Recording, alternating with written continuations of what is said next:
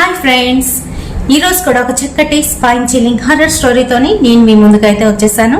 నేను మీ అంజని, మీరు చూస్తున్నది ఎస్ఆర్కే హర్రర్ స్టోరీస్. మీకు జరిగిన రియల్ హర్రర్ ఇన్సిడెంట్స్ నాతో షేర్ చేసుకోవాలి అని అంటే డిస్క్రిప్షన్లోని నేను ఇన్స్టాగ్రామ్ లింక్ని అయితే ఇస్తున్నాను. అక్కడికి వచ్చి మీ స్టోరీస్ని నాతోనైతే షేర్ చేసుకోవచ్చు. మంచిగా కుక్ చేసి ఇక్కడైతే ప్రజెంట్ చేస్తాను. అంతేకాదు, చూసిన ప్రతి ఒక్కరు కూడా వీడియోని లైక్ చేయడానికి ప్రయత్నించండి. ఇంకా అలాగే పక్కనున్న హై పాయింట్స్ ఇవ్వండి. సబ్స్క్రైబ్ చేసుకోండి. కొత్తగా చూస్తున్న వాళ్ళు నన్ను ఫాలో అవ్వండి. అలాగే ప్రతిరోజు వీడియో టైంకి రావాలి అని అంటే పక్కనున్న బెల్ ఐకాన్ని కూడా క్లిక్ చేస్తే వీడియో పెట్టగానే నోటిఫికేషన్ రూపంలోనే మీ వరకునైతే వచ్చేస్తుంది. మరి ఇప్పుడు ఇంకెందుకు ఆలస్యం, లేట్ చేయకుండా వీడియోలోకి వెళ్ళిపోదాం.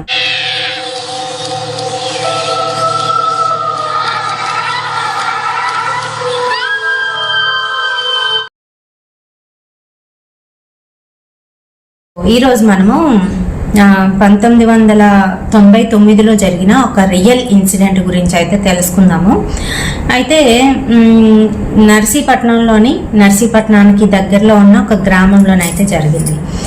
సో అమ్మాయి పేరు రాధిక, అబ్బాయి పేరు సురేష్. రాధిక చదువుతున్న స్కూల్లోనే అబ్బాయి కూడా చదువుతున్నాడు. ఆ గ్రామంలోని రాధిక వాళ్ళ నాన్నగారికి మంచి పేరు అయితే ఉంది. పరువు ప్రతిష్ట గల కుటుంబం. అలాగే ఫైనాన్షియల్గా కూడాను బాగానే ఉన్నారు. ఈ సురేష్ ఎవరైతే ఉన్నారో వాళ్ళకి భూములు అయితే ఉన్నాయి. వ్యవసాయదారులు అనమాట వాళ్ళ అమ్మ నాన్న. వాళ్ళు పెద్దగా ఏం చదువుకోలేదు, పెద్దగా ఏం తెలియదు. అందుకనే కొడుకునైతే బాగా చదివిస్తున్నారు, కూతురికి ఇంట్లో పనులు అయితే చెప్తున్నారు. మరి ఇక్కడ కూడాను గోపాలకృష్ణ గారికి ఒక అమ్మాయి, ఒక అబ్బాయి. అమ్మాయి పెద్దదే అనమాట. అదే స్కూల్లోని అందరూ కూడా చదువుకుంటున్నారు. అప్పటికి 9th చదువుతుంది. రాధిక వాళ్ళ ఫ్రెండ్స్ అందరితో కలిసి వస్తున్న సమయంలోని కానా దగ్గర అబ్బాయిలందరూ కూర్చొని ఉన్నారు. అందులో సురేష్ కూడా ఉన్నాడు. అయితే అక్కడ ఉన్న ఒక పోకిరి పిల్లాడు ఈ అమ్మాయిల్ని ఏదో అన్నాడు. అనేసరికి రాధిక చాలా సెన్సిటివ్ అనమాట. తను అక్కడ ఉన్న వాళ్ళందరినీ చూసింది, ఏడ్చుకుంటూ అక్కడి నుంచి అయితే వెళ్ళిపోయింది. వాళ్ళ అత్తతో చాలా క్లోజ్గానైతే ఉంటుంది ఆ అమ్మాయి. ఇంటికి ఏడ్చుకొని వెళ్ళేసరికి పక్కింట్లో ఉన్న మేనత్త అక్కడే వాళ్ళ ఇంట్లోనే కూర్చొని వాళ్ళ అమ్మతో ఏదో మాట్లాడుతుంది. ఆ సమయంలో ఇది ఏడ్చుకొని వచ్చేసరికి, ఏమైంది రాధిక, ఎందుకు ఏడుస్తున్నావు అని అంటే, అక్కడ కొంతమంది పిల్లలు ఏడ్పించారు అని సంగతి అయితే చెప్పింది. మన ఇంటి పిల్లని ఏడిపిస్తారా, పద చూద్దాము, వాళ్ళ సంగతి ఏంటో తేల్చేస్తాను పద అంటూ ఆ పిల్లని అక్కడే బ్యాగ్ అక్కడ పెట్టించేసి తీసుకొని అయితే వెళ్ళింది. వెళ్ళేసరికి పిల్లలందరూ అక్కడే కూర్చున్నారు. ఎవడన్నాడు వీడా అని చూపిస్తుంది. ఆ టైంలోనేమో అమ్మాయి అందరూ అన్నారు అని అనేసరికి అందరికీ కలిపి ఆవిడైతే తిట్టేసింది అనమాట. పిచ్చి వేషాలు వేస్తున్నారా, స్కూల్లో చదువుతూ ఒకే గ్రామంలో ఉండి ఆడపిల్లల్ని నేర్పించడానికి చూస్తున్నారా, మీ పని ఉండండి, మీ అమ్మలకి మీ నాన్నలకి చెప్తాము, అలాగే ఇలాగా అని చెప్పేసి ఆవిడ అనేసరికి అందరూ బెదిరిపోయి సారీ అయితే చెప్పేసి వెళ్ళిపోయారు. సురేష్ మటుకు అలాగా బురదించేసుకొని అక్కడి నుంచి అయితే వెళ్ళిపోయాడు. సురేష్ వాళ్ళ అమ్మ, ఈ రాధిక వాళ్ళ అత్త ఇద్దరు కూడాను ఫ్రెండ్స్ అనమాట. అయితే సురేష్ వాళ్ళ అమ్మ వచ్చి, ఏమమ్మా మీ రాధికని మా అబ్బాయి ఏం అనలేదంట, అనకపోయినా కూడా నువ్వు వచ్చి తిట్టావంట, వాడు బాధగాను నా దగ్గరికి వచ్చి నేనేం అనలేదమ్మా అని ఏడుస్తూ చెప్పాడు, చూసుకోవాలి కదా నువ్వు, అలా అనేసరికి వాడు బాగా హర్ట్ అయ్యాడు, ఫీల్ అయ్యాడు అని చెప్పిందంట. చెప్తే సర్లే నేను రాధిక చేత చెప్పిస్తానులే, సారీ చెప్పిస్తానులే అనేసి పంపించేసిందంట. రాధికని పిలిచి, ఏమే వాడు అనలేదంట కదా సురేష్ గారు అని అంటే, లేదు వాడేం అనలేదు అందంట. అంటే సరే, మరి నేను అక్కడ తిట్టినప్పుడు వాడు కూడా ఉన్నాడు కదా, అప్పుడు నువ్వు చెప్పాలి కదా, ఆడు ఏడ్చుకొని వెళ్ళిపోయాడు ఇంటికి, వాళ్ళ అమ్మతో చెప్తే వాళ్ళ అమ్మ నాకు చెప్పింది, నువ్వు స్కూల్కి వెళ్ళినప్పుడు వాడికి సారీ చెప్పేసాయి అని చెప్పిందంట. చెప్తే సరేనని చెప్పి వెళ్ళిపోయింది. ఆ అబ్బాయితో మాట్లాడి సారీ అయితే చెప్పింది. ఇద్దరు ఒకటే క్లాసు. సారీ చెప్పేసరికి సరే అని ఊరుకున్నాడు. ఇంకా అక్కడి నుంచి ఎవరైనా ఏమైనా అంటే ఆ అబ్బాయి వాళ్ళని తిట్టడం ఆపడం అయితే చేసేవాడు. అంతేకాకుండా ఇద్దరు మాట్లాడుకోవడం మొదలుపెట్టారు. 9th క్లాస్ అయితే అయిపోయింది. 10th వచ్చేసరికి ఇంకా వాళ్ళిద్దరు కూడాను మంచి స్నేహితుల్లాగా అయితే ఉండేవారు. మ్యాథ్స్లోని సురేష్ వీక్, అందుకని చెప్పేసి నాకు ఇది రాదు, ఈ సమ్ రాదు చెప్తావా అంటే ఈ రాధిక బాగా చేసేది, తనైతే చెప్పేదన్నమాట. ఈ రాధిక కొన్ని సబ్జెక్ట్స్లో వీక్ అయినప్పుడు తను చెప్పేవాడు. అంటే పిల్లల మనస్తత్వం అలానే ఉంటుంది కదండి. మరి అలాగే చక్కగాను ఇద్దరు మంచిగాను ఫ్రెండ్షిప్ అయితే చేశారు. వాళ్ళు చాలా మంచి ఫ్రెండ్స్ అని అందరూ అనుకుండేవారు. అయితే అలాగా కొన్ని రోజులకి ఈ 10th క్లాస్ అవుతున్న సమయానికి సురేష్ వచ్చి రాధికకి అయితే ప్రపోజ్ చేశాడు. ప్రపోజ్ చేస్తే అదేంటి ఇప్పటి వరకు ఫ్రెండ్స్ అనుకున్నాం కదా, ఇలా చెప్తున్నావేంటి అని అంటే, నీ ఇష్టం, నీకు నచ్చితేనే లేకపోతే లేదు అని చెప్పేశాడు, వెళ్ళిపోయాడు. ఆ తర్వాత రాధిక కూడా మెల్లగాను తనంటే ఇష్టం కలిగింది. ముందు నుంచి మాట్లాడుతున్నాడు, చాలా మంచివాడు, సౌమ్యుడు, ఇంకా అలాగే తన్ని కేరింగ్గానైతే చూస్తూ ఉండేవాడు. సో అది బాగా నచ్చి రాధికకు కూడా తనంటే ఇష్టం కలిగింది.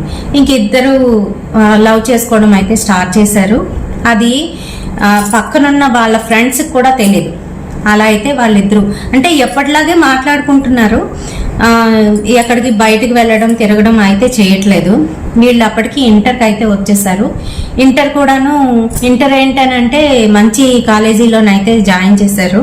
రాధిక వాళ్ళ నాన్నగారు పక్క ఊరు అయినప్పటికీ కూడా పంపించేవారు.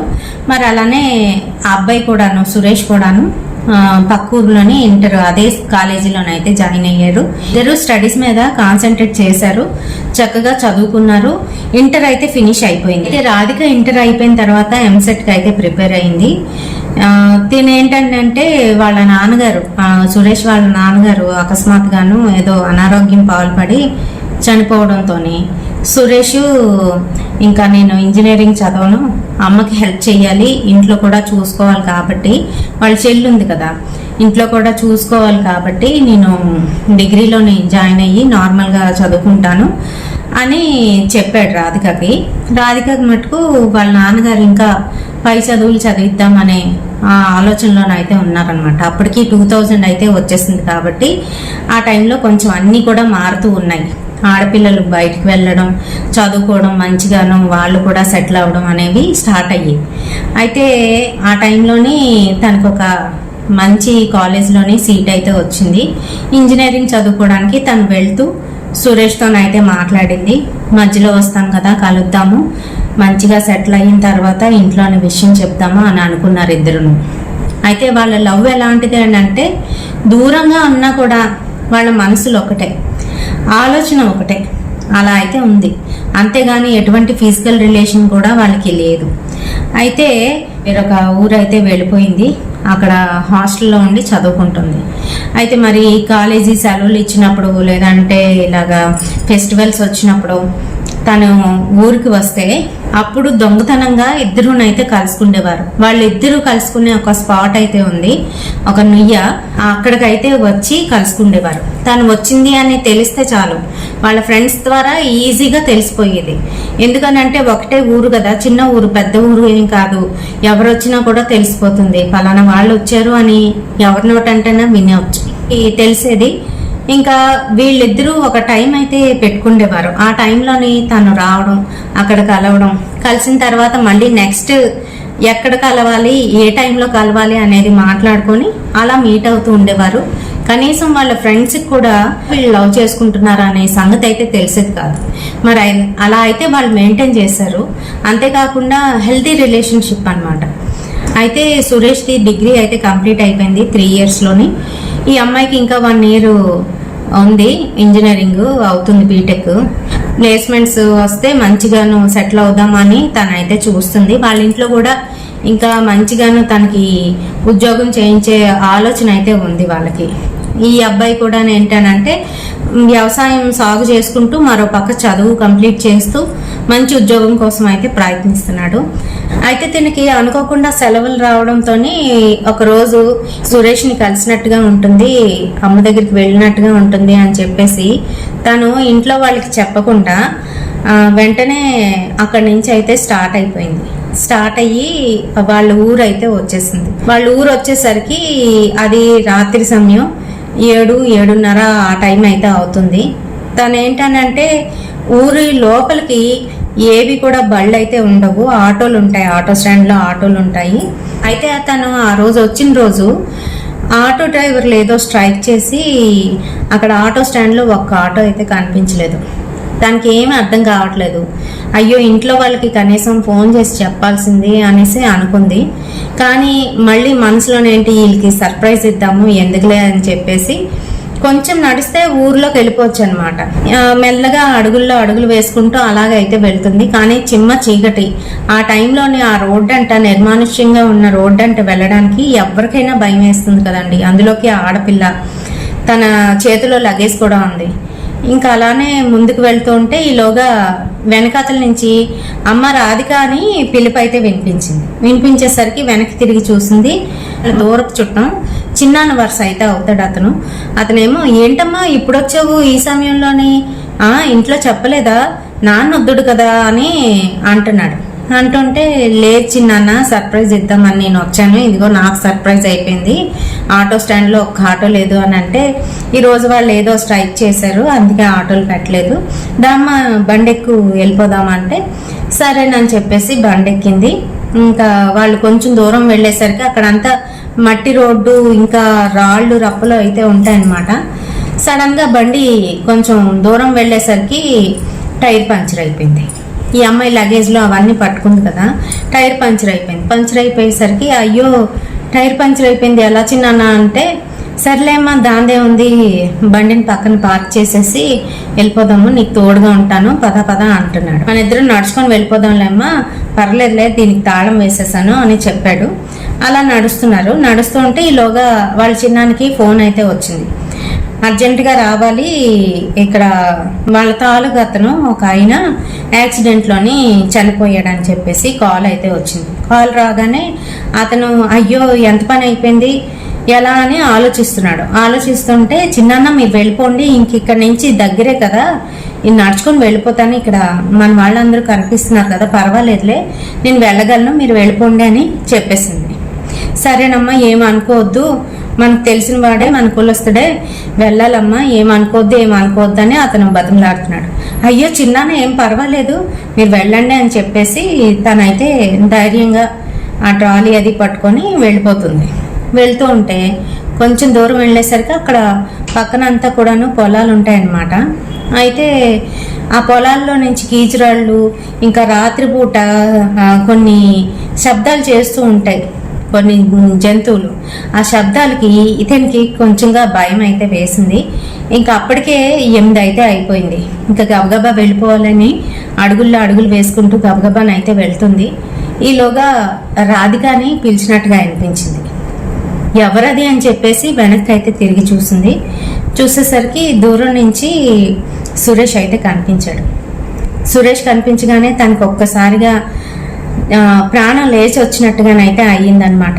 వెంటనే సురేష్ అనుకుంటూ దగ్గరికి వెళ్తుంటే ఎప్పుడొచ్చావు, నా కోసమే వచ్చావా అని అడుగుతున్నాడు. నీకోసమేలే వచ్చాను, ఏంటి ఇక్కడ తిరుగుతున్నావు ఈ సమయంలో, ఎక్కడికి వెళ్ళావు అని అడిగితే నేను ఈ మధ్య ఇక్కడ పని చేస్తున్నాను, ఇక్కడే ఉంటున్నాను అని చెప్పాడు. చెప్పిన తర్వాత మాట్లాడుకుంటూ ఇద్దరునైతే వెళ్తున్నారు. ఇంకా ఎదురుగాను ఏదో వెహికల్ అయితే వస్తుంది. వచ్చేసరికి అమ్మో ఎవరైనా చూస్తే మళ్ళీ అపార్థం చేసుకుంటారు అని దూరంగా వెళ్ళవా సురేష్ అని అంది. సరే అయితే అని చెప్పి కొంచెం దూరంగానైతే వెళ్ళిపోయాడు. వెహికల్ తన్ని క్రాస్ చేసుకొని అయితే వెళ్ళిపోయిన తర్వాత సురేష్ ఏమో ఇక్కడ వద్దు కానీ మనం ఎప్పుడు మాట్లాడుకుంటాం కదా, అక్కడ కూర్చొని కాసేపు మాట్లాడుకుందామా, ఆ తర్వాత ఇంటికి వెళ్ళిపోదు కానీ అని అన్నాడు.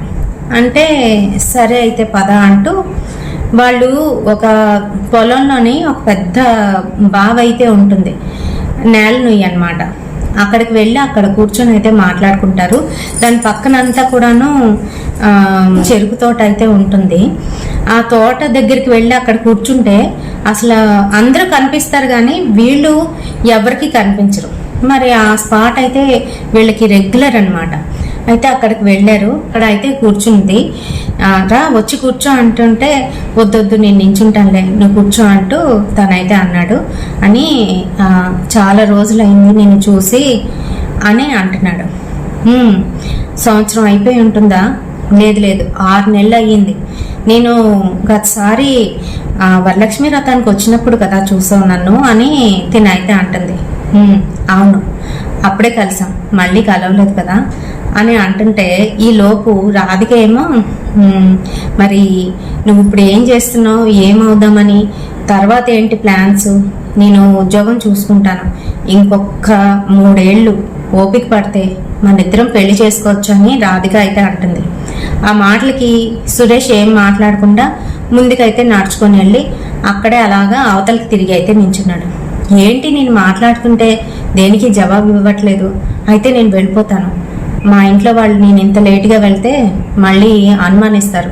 అందులోకి ఇందాకలా చిన్నాన్న అయితే అక్కడ రఘు చిన్నన్న నన్ను అంతవరకు దేబెట్టాడు, పాపం తన బైకు పంచర్ అయిపోవడంతో అక్కడే నన్ను వదిలేసి తనకి ఏదో కాల్ వస్తే వెళ్ళిపోయాడు అని చెప్తుంది. ఏదేదో మాట్లాడుతుంది. తను మాట్లాడుతుంటే నాకు తెలుసు నీ వెనకతలే వచ్చానప్పుడు నువ్వు నన్ను చూడలేదు అని అన్నాడు.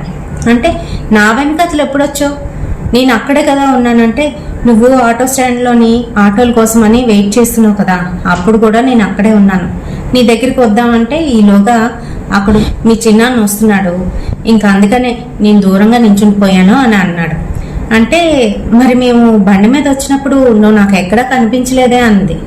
అంటే నేను నీ వెనకాతలే ఉన్నాను, నువ్వు చూసుకోలేదు అనేసాడు. అయిపోయింది, ఇంకా ఇవేనేంటి మాటలు, ఏదైనా మాట్లాడు, ఏంటి సంగతి, మీ ఇంట్లోనే అంతా బాగున్నారా, మీ అమ్మ మీ చెల్లి అని అంటుంటే ఏమో నాకు తెలీదు అన్నాడు.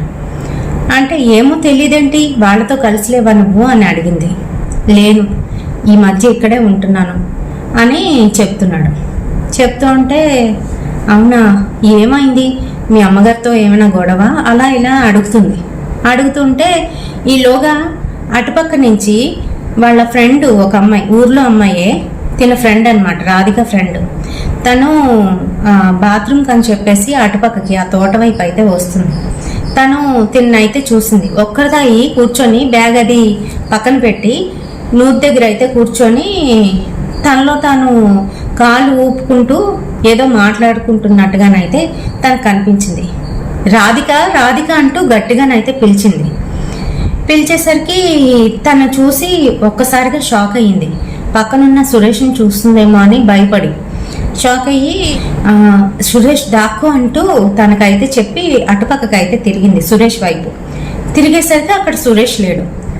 అమ్మయ్య, ఎక్కడో దాక్కున్నాడు అని అనుకుంది. ఈలోపు కృష్ణవేణి అయితే వచ్చింది. ఏంటి ఇక్కడ ఏం చేస్తున్నావు అని అడుగుతుంటే ఏం లేదే, మా ఇంటికని వచ్చాను, చిన్నన్న సగం వరకు దేబెట్టాడు, ఆ తర్వాత టైర్ పంచర్ అయిపోయిందని ఏదేదో చెప్తూ గబగబా తను అక్కడి నుంచి అయితే లేచి తన సూట్ కేసు అవన్నీ కూడా పట్టుకొని తనతోనైతే వస్తూ నువ్వేంటి ఈ సమయంలో ఇక్కడ అంటే బాత్రూమ్ కానీ వచ్చానే, అయినా నువ్వేంటి ఇక్కడ ఒంటరిగా ఉండకూడదు, పద పద వెళ్ళిపోదాం అని అంటుంది.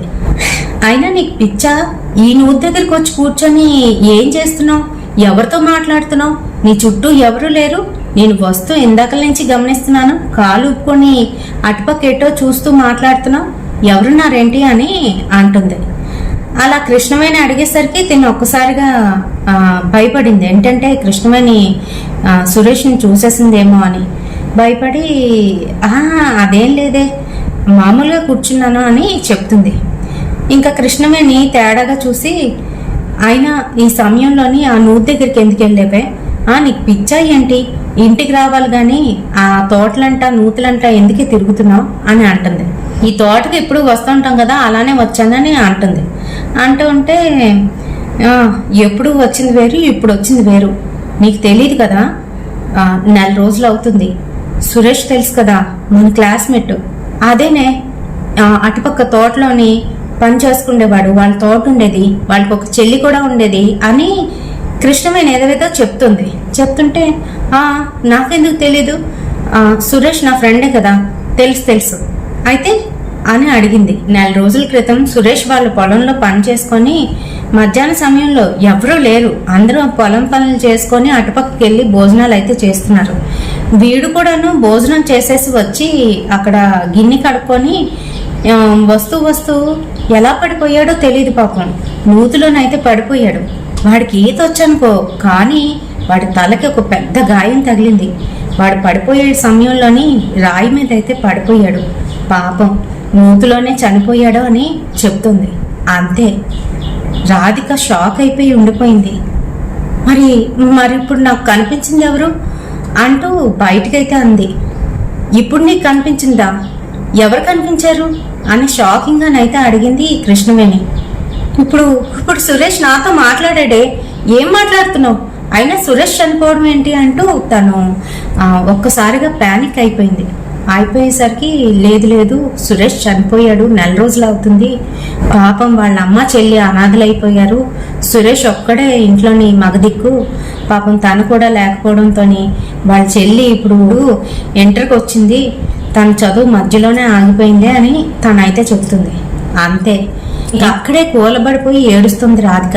రాధిక లేవే, ఏమైంది ఏమైందే అంటున్నా కూడా తనైతే ఇంకా ఏం మాట్లాడకుండా ఏడుస్తూ తల బాధేసుకుంటుంది. అంతే, కృష్ణమైన భయంతో వణికిపోతూ రాధిక ఏమైందే, ఎందుకు ఏడుస్తున్నావే అని అడుగుతున్నా కూడా విషయం అయితే చెప్పట్లేదు.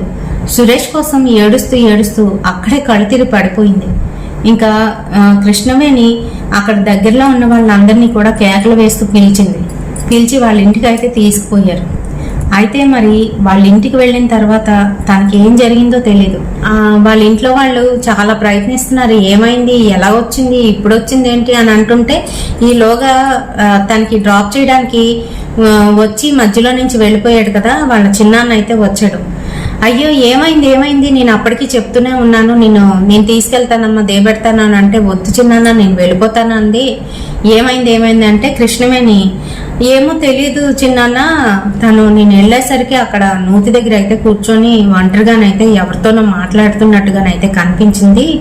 ఆ తర్వాత నేను ఇలా సురేష్ చనిపోయిన విషయం చెప్పిన దగ్గర నుంచి ఏమైందో తెలీదు, తను గట్టిగా ఏడుస్తూ అలాగా కళ్ళు తిరిగి పడిపోయింది అని చెప్పుకొచ్చేసరికి ఇంకా అందరికీ ఏదో అర్థమైంది. అంటే సురేష్ ఆత్మ కనిపించడంతో భయపడిపోయి పిల్ల అలాగ అయిపోయింది అని చెప్పేసి వాళ్ళైతే అనుకొని మర్నాడు ఉదయం వరకు తనకైతే స్పృహ రాలేదు.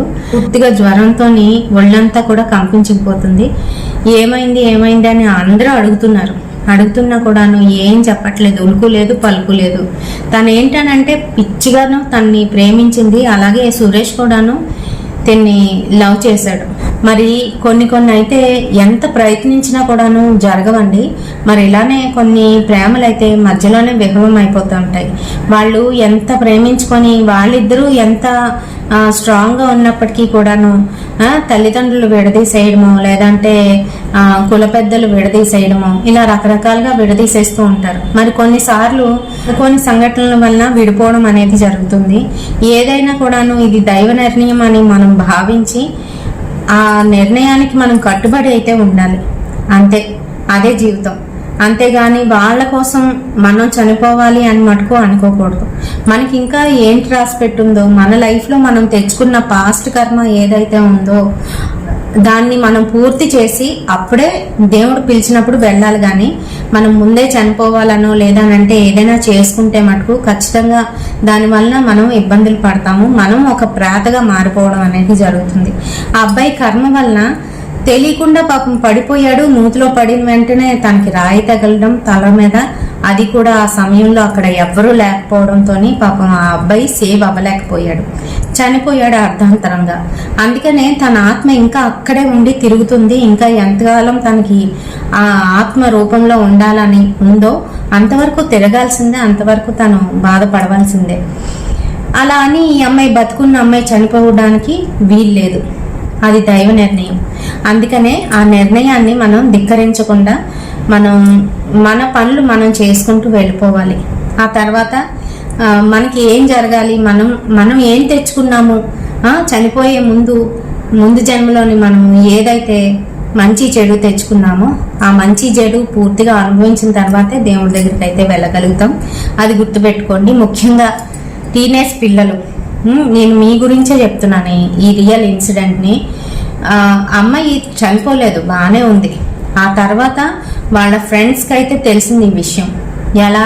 ఈ అమ్మాయే చెప్పింది, నేను తనని లవ్ చేశాను, ఇలా అయిపోయింది అని చెప్పి. చాన్నాళ్ళు తను పెళ్లి చేసుకోకుండా ఉద్యోగం చేస్తూ ఉంది. ఆ తర్వాత మళ్ళీ తనకైతే మ్యారేజ్ అయ్యింది.